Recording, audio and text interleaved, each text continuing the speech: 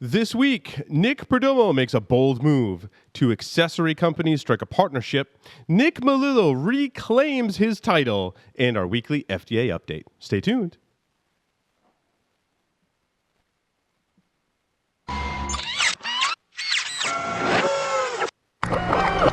This is a Security Weekly production.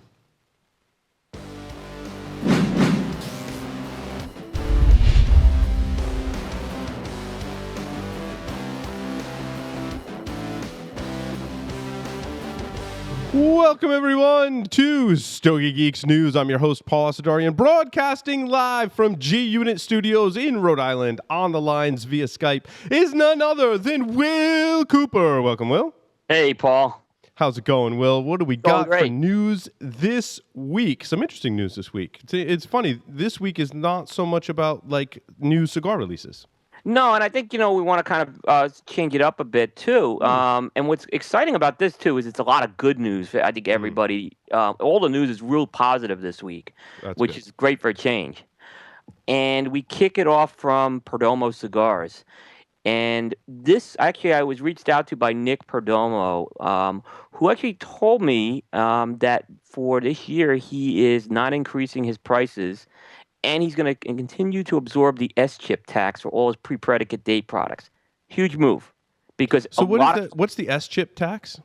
So the S-chip tax is something that basically is a U.S. Department of Health and Human Services program that provides matching funds for state health insurance for families with children. So it's called State Children's Health Insurance Program. It's funded by tobacco taxes.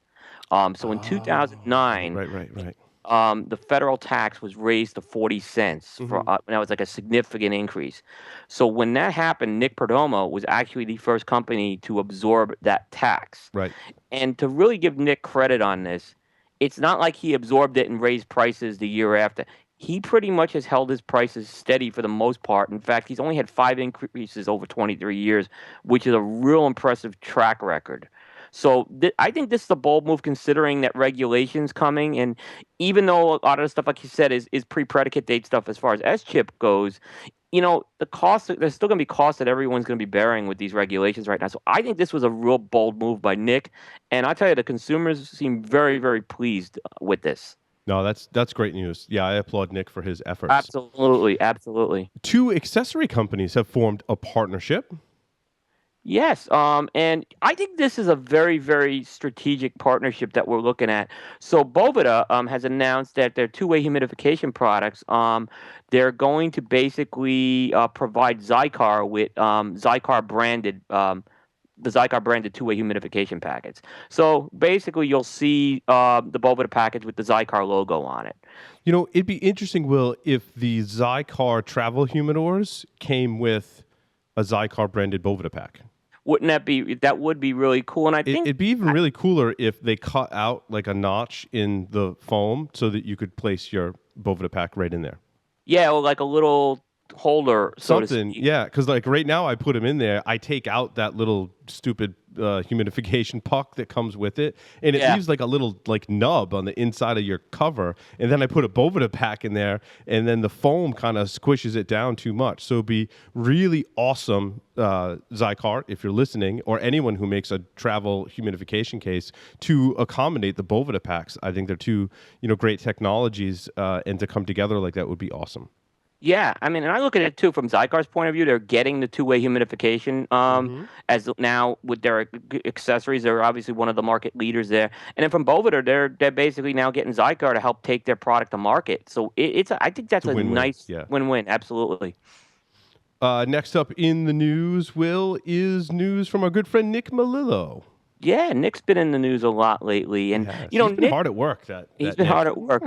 Yeah. So we've heard, last year Elwa Wednesday came out from Foundation Cigar Company, which is his cigar company. It was a Nicaraguan puro, and then he announced another brand called the Upsetters, which is going to feature the Jamaican tobacco that we've talked about.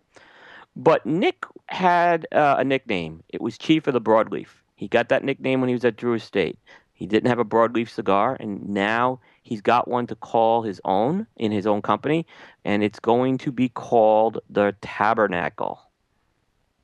And this is an interesting blend. So it's a Connecticut broadleaf wrapper, Mexican San Andreas binder, and Honduran and Nicaraguan Soledad tobacco in the filler.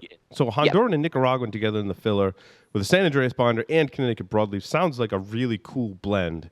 But as we know, the blend really, when you're tasting the cigar, I think is kind of, you think how it's going to taste, but it's not really an indication because it's all about how the tobacco is grown and processed.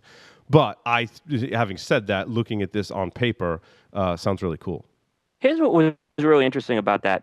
So actually, the cigar he's making with AJ Fernandez, while he's making El Wednesday with Casa Fernandez. Gotcha. Now, the La Soledad's AJ's farm. Now, here's the interesting thing. Now, AJ, I believe, is the guy best known for really putting Pennsylvania broadleaf on the map over the last few years with a wrapper. He's done a lot of amazing things with that wrapper. But Nick goes over there and now is working with a Connecticut broadleaf. Not saying AJ hasn't worked with Connecticut broadleaf. He has. But I think it's real interesting that he's doing this over at AJ, known for the Pennsylvania broadleaf. Well, and I think those two working together, we're going to get something special. He's got 6 sizes: Torpedo, Robusto, Corona, Toro, Lancero, and Double Corona. I like his it's a very traditional size lineup, even with the Lancero. I mean, these are all very traditionally named sizes, and looking at the numbers behind his sizes, he seems to have stuck to the strict definition of size, Will. Yeah, and that's I agree. I mean, you're looking at the Robustos, a classic 5x50, Toro classic 6x52, double Corona 7x54. So he's kind of Lancero. He did go up to a 40 with, but I think for most part 40 is an acceptable ring today with a Lancero. He did deviate in the Torpedo. It is a 4.5x52, whereas normally a Torpedo is 6x52. So that would be a short Torpedo for me. I would call that a short Torpedo. Right. Which I like the short Torpedo, short Belicoso formats. I think it's a cool size. I'm anxious to smoke every single one of those sizes. Yeah, me too. And I think that reminds me at some point we should do a short Belicoso Stogie Geeks short. We should. Yeah, because it's not a super popular. Yeah, it's not a super popular size. And the cigars that end up being released in that size tend to be pretty special, I think. So. Yeah, exactly. Awesome. What do we've got FDA update that is breaking news on the lawsuit filed by some cigar trade associations, Will? Yeah, I mean, this broke literally 2 hours before this recording. So this is, but we've gotten the official word from the 3 big trade organizations, the Cigar Association of America, which represent the manufacturers, CRA, which represents the consumers, and IPCPR, representing the retailers. We've talked about how they've all made a statement of unity that they're going to pledge and have a joint strategy, I should say. Well, that joint strategy, as part of it now, appears to be a declaratory injunction that has been filed against the FDA. And this is the lawsuit is a collaboration between the Cigar Association of America, the IPCPR, and the CRA, Cigar Rights of America. Right. You have the three big groups, yeah. Yeah, and they haven't always been on the same page. That is so. When they made their statement of unity, that was a big deal. A big thing, yeah. I think as far as there's been a lot of unrealistic expectations put on these organizations in terms of a time frame to turn this around. Now, do I think have things been handled perfectly? No, I think there have been mistakes made, particularly in communicating back to the constituents in the industry. I mean, I won't deny that. Yeah, but that's hard. I mean, in their defense, it's difficult. What I really like about this that gets me excited is it really is the 3 trade organizations that represent our industry as a whole are filing this lawsuit. It's different from the vape industry, where it seems to be individual. There's the vaping trade associations and then individual companies too, right? Actually, the vape industry has recently come together. 11 of them did file. Okay. So that was very recent that happened. That's good. That's good. Yeah. I mean, you have seen a couple of cigar companies file lawsuits as well. I think that's a morale booster for us in the cigar industry. I think that this is fantastic news for us because we're standing together behind the cigar industry with these 3 organizations in the front leading this lawsuit. I think this is fantastic. As I learn more about the FDA, I can't speculate as to how well the lawsuit's going to go, obviously, but I can say, knowing what I do know about the regulations that they want to put on the cigar industry is completely unfair, in my opinion, as I compare to other things that FDA regulates outside of tobacco. So. Yep. So a couple of important points that people understand. This is a declaratory injunction, okay? And pretty much what this is a case where an entity, they're looking for the court to have an entity either do something or not do a specific action. So it's kind of a mechanism that's used when there's perceived to be a great injustice. It goes to the court, and basically the court will, in this case, hopefully grant the injunction, which would kind of table things. That wouldn't be the end of it, but I think it's kind of a clearly a stopgap maneuver. It's a great short-term strategy. Obviously, the industry is employed here. Well, I think it's also a good long-term strategy, too, that hopefully we can work with the FDA to come up with regulations that make more sense than what has been published so far. And I'm not going to say they're going to make total sense, right? But I think they can make a lot more sense than the regulations they've put down today. And I think my issue, Will, that I struggle with is the FDA regulations, as we were talking about with Brian Chinook, is that they're not based in science. They're based in political motivation and popular belief. And that's the issue that I have with it. Hey, look, I've been interviewing people for 11 years, and I interviewed Cory Doctorow, and he told me, he's like, Paul, look, and he's been a lawyer for the EFF, Electronic Frontier Foundation, which for computer and computer security is our advocacy group. And he said, regulations can be good. He's like, but not all of them are good. And he's pointed to regulations around telecommunications that made it possible to build our telecommunications infrastructure today. He's like, so regulations can be good, but obviously there are one-offs that there are some serious issues with. And he has had experience with that. And I likened it to our experience we're going through now with FDA. Yeah, no, I mean, that's a really, I agree. And, a lot of this stuff, for example, it's going to come out now in the courts. So, this whole thing about basically saying, the evidence supposedly secondhand smoke is bad or cigars cause X, Y, and Z. Maybe more not secondhand smoke, but cigars cause X, Y, and Z.